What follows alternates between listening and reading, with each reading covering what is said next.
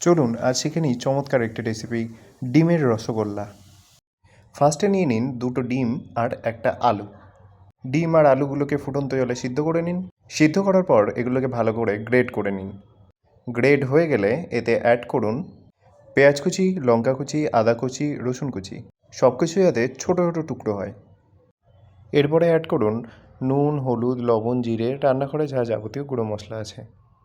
এবার সব কিছুকে ভালোভাবে মাখিয়ে নিন। মাখানোর পর হাতে নিন অল্প করে পুর আর দিয়ে দিন 2 দানা চিজ আর বানিয়ে ফেলুন এরম ছোটো ছোটো রসগোল্লা। এবার একটা ডিম নিয়ে টুক করে বাড়ি দিয়ে ফাটিয়ে নিন। সাথে নিয়ে নিন 1 বাটি ব্রেড ক্র্যাম্পস। ব্যাস, আপনার রসগোল্লা পাকানো তৈরি। ডিমটাকে গোল গোল ঘুরিয়ে ডিমের মাথা ঘুরিয়ে দিন। একটা পাত্রে তেল গরম করতে বসান।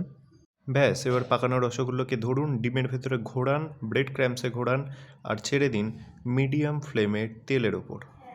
এবার ভালো করে উল্টে পাল্টে নাড়িয়ে নিন। ব্যাস, তৈরি আপনার ডিমের রসগোল্লা। ব্যাস, এবার সার্ভ করুন টমেটো সসের সাথে।